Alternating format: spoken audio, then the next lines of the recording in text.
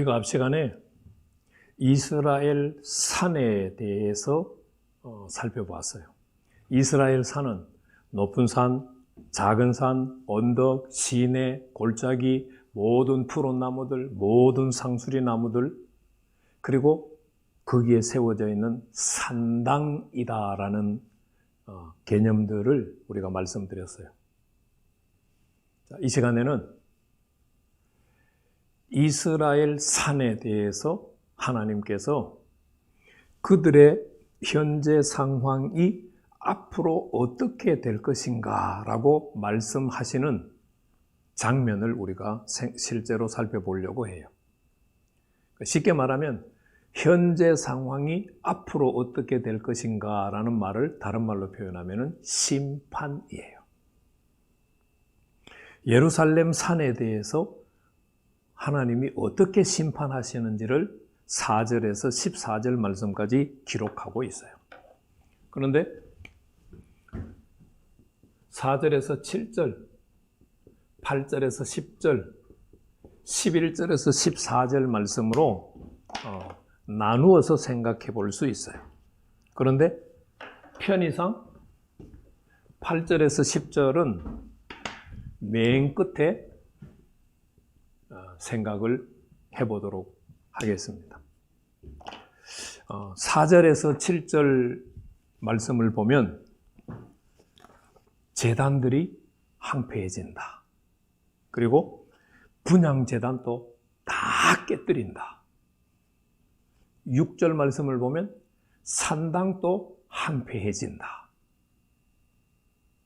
제단과 분향제단과 산당에서 우상 숭배를 했던 이스라엘 족속들이 살았던 성읍, 그들의 거주지가 어떻게 된다? 6절 말씀에 보면 사막이 된다. 그러니까 이스라엘 자손들이 우상 숭배했던 장소가 다 사라지고 우상 숭배를 하며 거주했던 성읍들이 다 허물어진다는 이야기예요.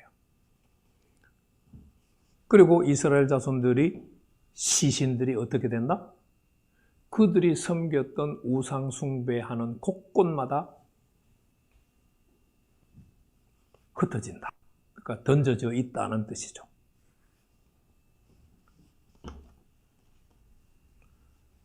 그래서 7절 말씀을 보면 이스라엘 자손들은 하나님의 심판을 받아서 죽는다라는 말이에요. 이 4절에서 7절 말씀을 그럼 하나님이 심판을 하시는데 이스라엘 자손들을 어떻게 심판하시는가가 11절, 12절 말씀에 기록이 되어 있어요. 이거는 다시 11절, 12절, 13절, 14절로 나누어서 생각해 볼 수 있어요. 11절, 12절에서는 하나님께서 심판을 하시는데 어떻게 심판하시느냐, 그 방법이 기록되어 있어요.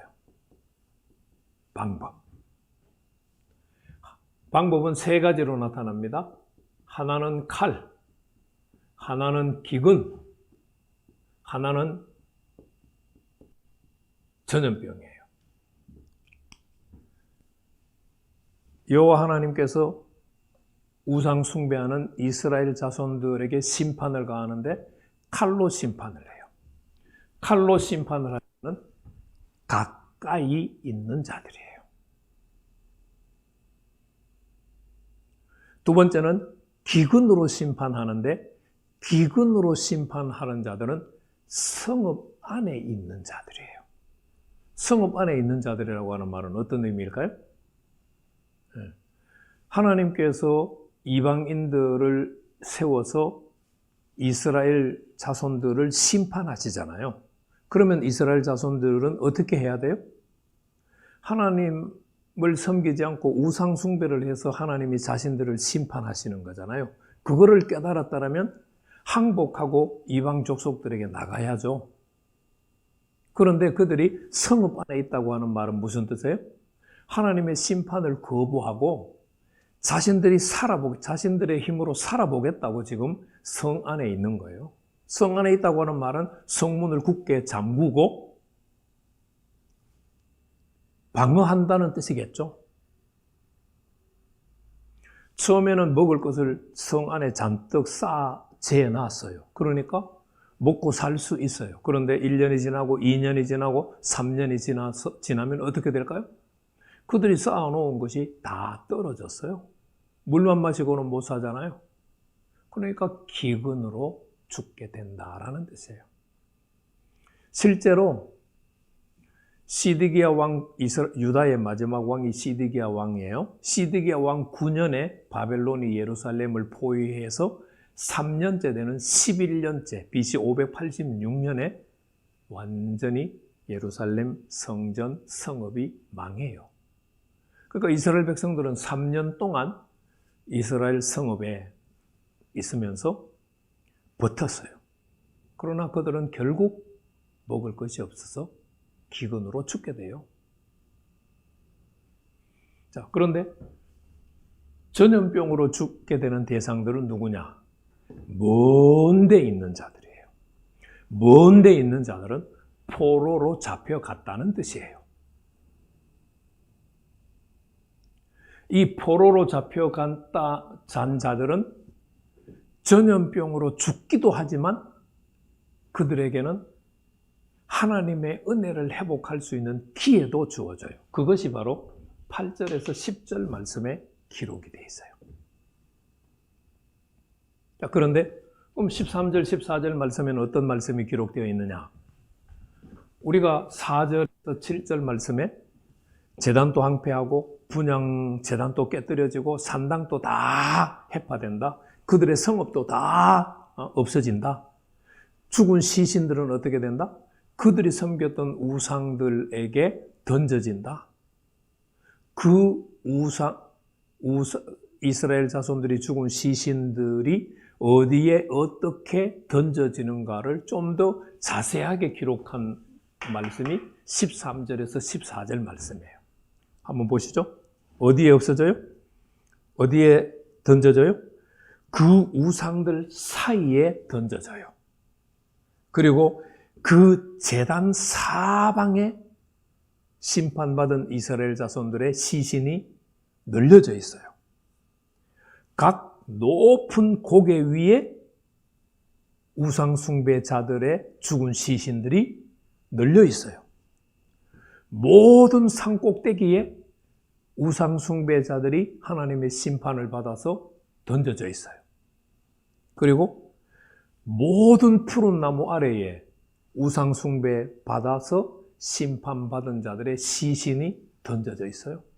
그리고 무성한 상수리 나무 아래에 우상숭배해서 하나님의 심판을 받은 이스라엘 족속들의 자손들의 시신이 깔려 있어요.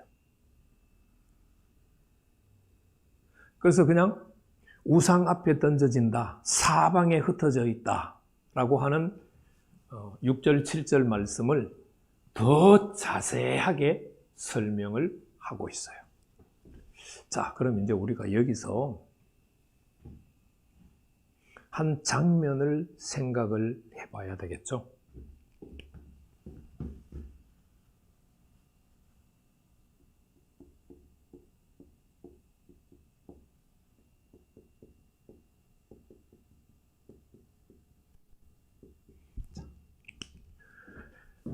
우상들과 우상 숭배자들이에요. 하나님께서 이것들도 심판하지만 우상 숭배자를 심판하시잖아요. 우상 숭배자들을 심판하니까 이 우상 숭배자들의 시신이 어디에 던져져요? 네. 우상들에게 던져져요.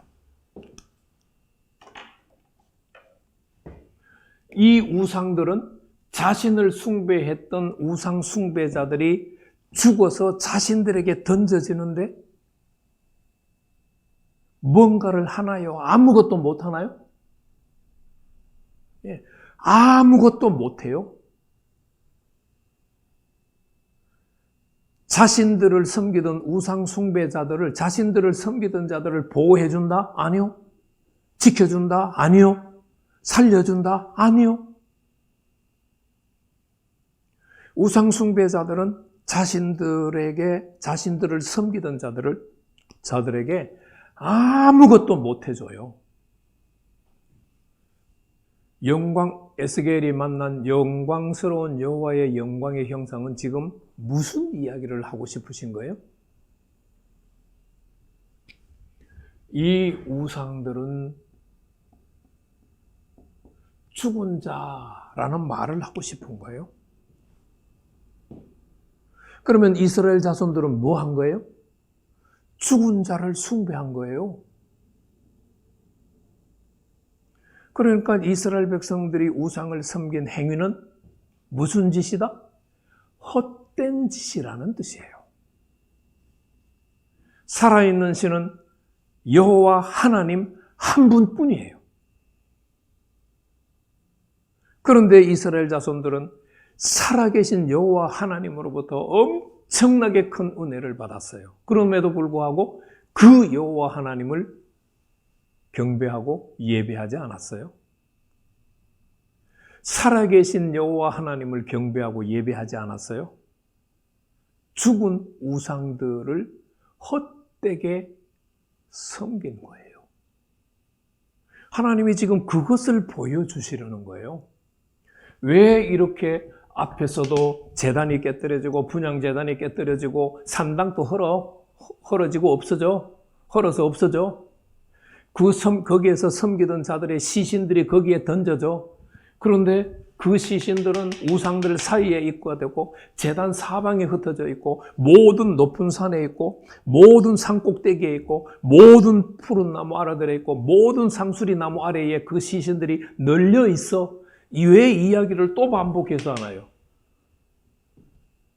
시신이 여기저기 흩어져 있다는 말이 그렇게 중요한 말인가요? 아니죠. 그게 중요한 말이라고 하는 것은 의미가 있기 때문이에요. 바로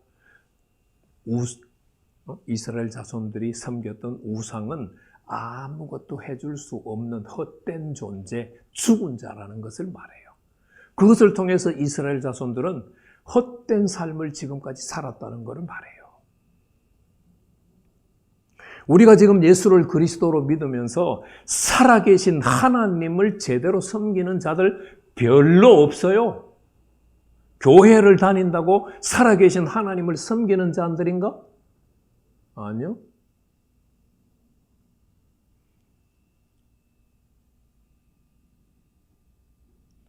하나님을 섬기고 경배하고 예배하는 자들은 하나님께 올인하는 자들이에요.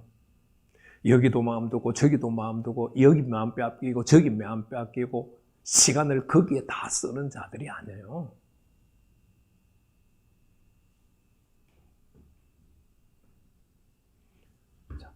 전염병으로 먼 데 있는 자들을 치신다. 여기에는 하나님의 특별한 은혜가 담겨 있어요. 자, 8절에서 10절 말씀을 보면은요. 포로지에서 일어나는 일들이 있어요. 8절, 9절을 편의상 먼저 한번 생각해 보죠. 칼을 피해 가지고 포로로 잡혀온 자들은 그곳에서 무슨 일을 해야 된다? 여호와를 발견하는 일, 여호와를 알게 되는 일이 일어나야 돼요. 포로로 잡혀간 포로지에서 여호와를 어떻게 알 수 있을까요? 그들의 죄를 깨달았을 때, 자신들을 심판을 하신 분이 여호와 하나님이신구나 라는 것을 알게 돼요. 그래서 지금 1장 4절부터 28장 상반절까지 에스겔에게 여호와의 영광의 형상의 모양이 자세하게 묘사가 된 것은 에스겔에게 나타나신 분이 진짜라는 이야기를 하고 싶은 거예요. 진짜 여호와, 살아계신 여호와 하나님이 에스겔에게 나타나서 그래서 예루살렘 성읍이 멸망한다고 말씀하시고 지금 예루살렘 이스라엘 산이 멸망한다고 말씀하고 계셔. 이 멸망하신다고 말씀하시는 분이 누구라는 것을 알아야 돼요. 포로로 잡혀간 자들은 여호와이신 것을 알아야 돼요. 그래서 7절 하반절 말씀에 내가 여호와인 줄을 너희가 알게 하려 합니다. 하나님이 이스라엘 산을 심판하여서 이스라엘 자손들을 심판하시는 이유는 미워서가 아니에요. 그나마 그들에게 남은 자들에게 지금 심판하시는 분이 여호와 하나님이신 것을 알 수 있는 기회를 주기 위해서요. 이건 하나님의 사랑이죠.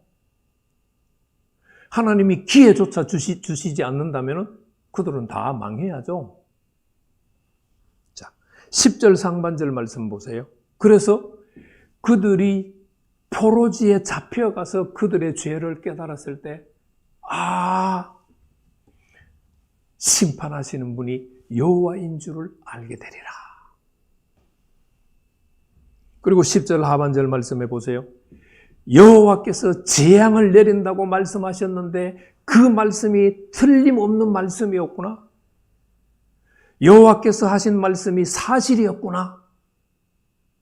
그것을 깨닫게 될 때에 심판하신 분이 여호와 하나님이시라는 걸 알고 그들의 죄를 뉘우치고, 물론 표현은 우리 한글 번역으로는 스스로 한탄한다고 표현했어요. 죄를 자복하고 하나님께로 돌아오는 역사가 일어나는 거예요.